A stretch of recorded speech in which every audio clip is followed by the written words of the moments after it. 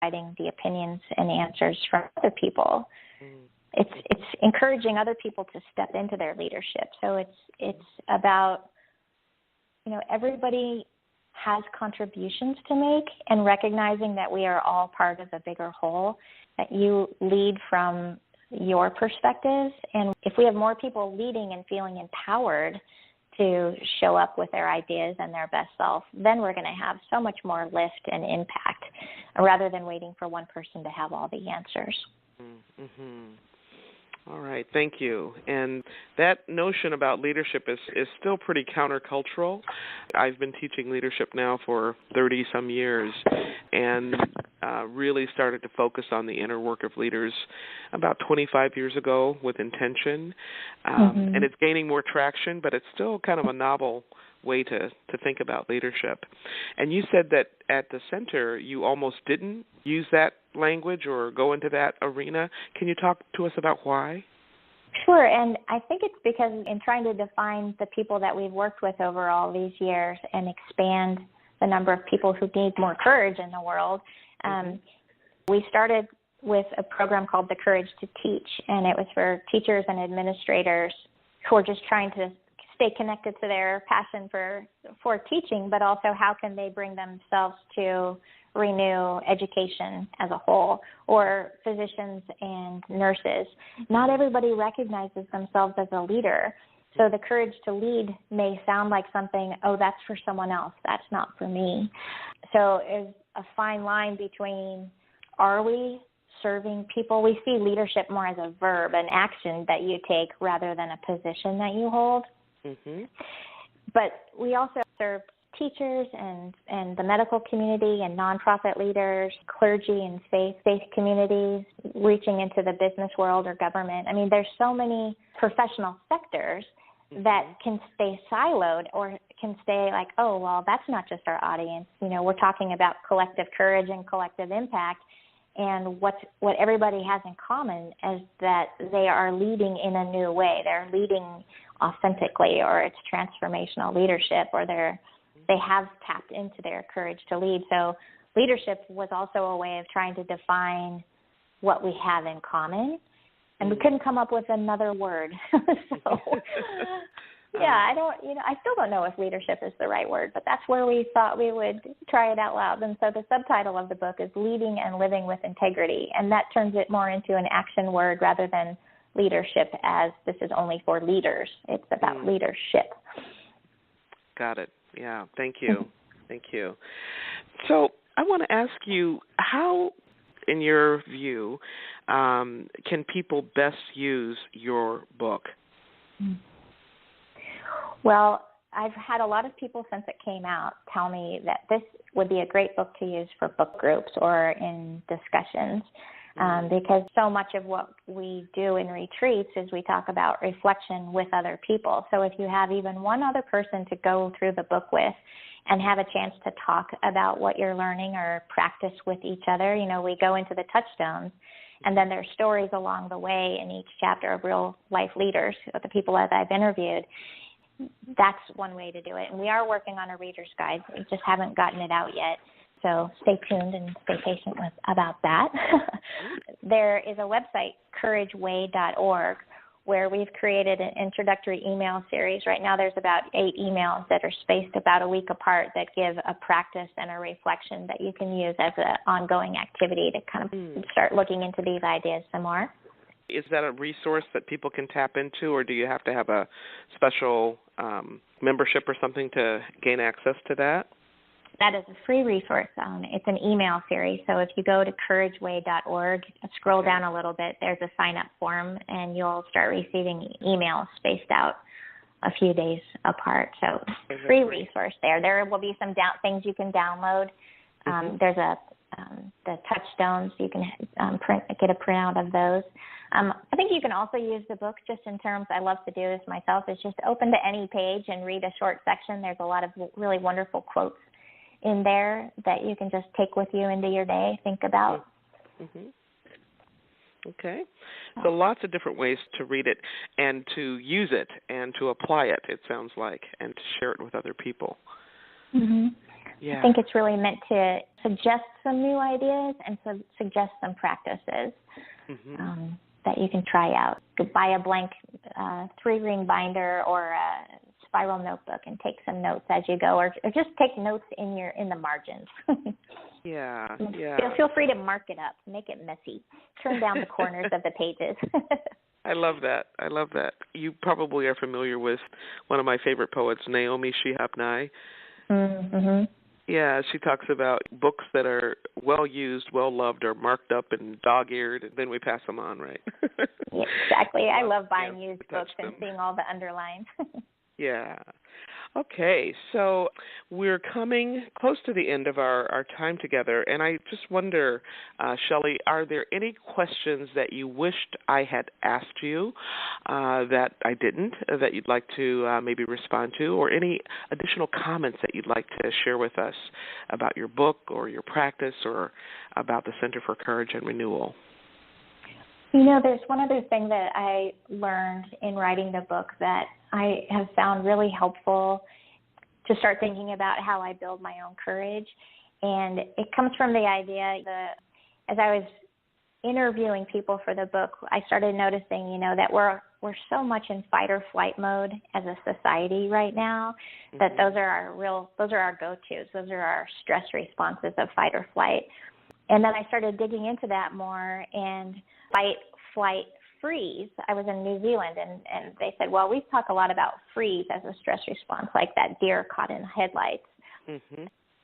And then another leader that I interviewed, I was telling her this idea, and she's like, well, flock is another thing that researchers are starting to point out and notice as a stress response. And flock is that sense of us versus them, or the herd mentality, or even peer pressure.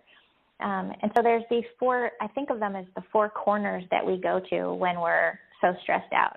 For me, I probably go to freeze or flee. My tendency isn't to fight, but for each of these stress responses, there's a positive aspect of it. So the importance of fighting for what you believe in, or fighting for what's right, speaking up, standing up for what you believe in, is a really positive version of the fight response.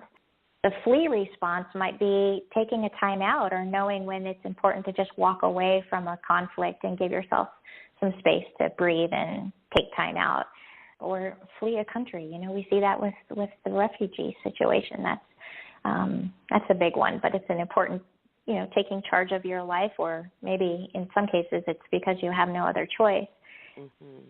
Freeze might be taking a moment to pause, or take a retreat, or just stop for a minute rather than run away, or rather than fight. And then flock goes back to the idea of community. How do you find your people who can be supportive of you? But what was so amazing is it's not just that there's these 4 options.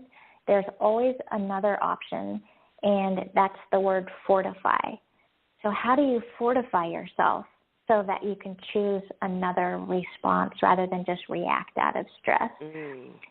So, and fortify comes from the same word as fortitude, which is another word for courage. I'm like, oh, that's what we're doing here.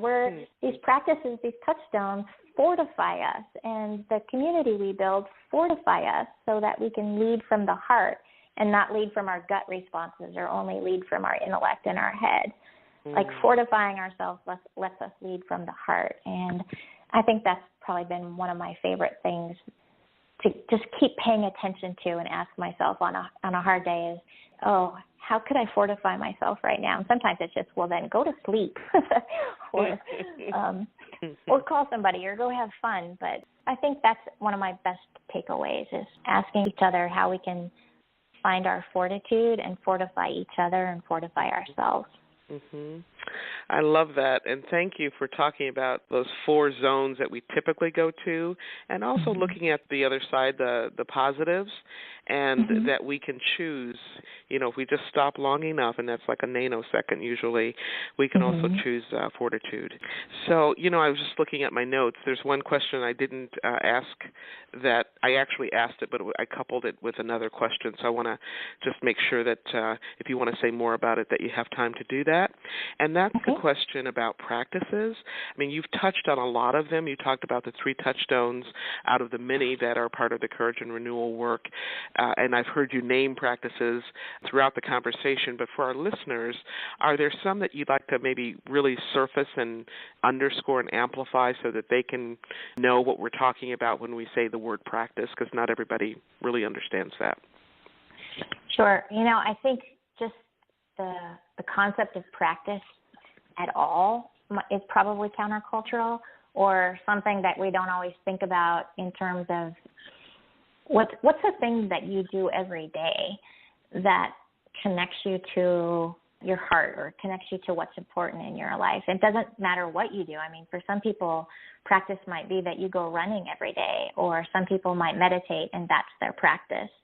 And so the touchstones is this collection of practices that you can do one at a time or all together.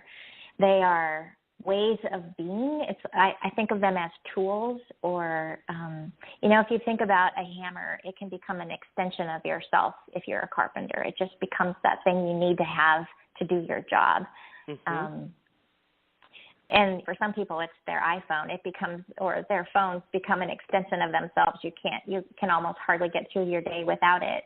But what if you had practices like turning to wonder that became an extension of yourself, that you could access, or that were at your fingertips, that you could use as a tool to get you past a rough moment, or that could help you interact with somebody more authentically?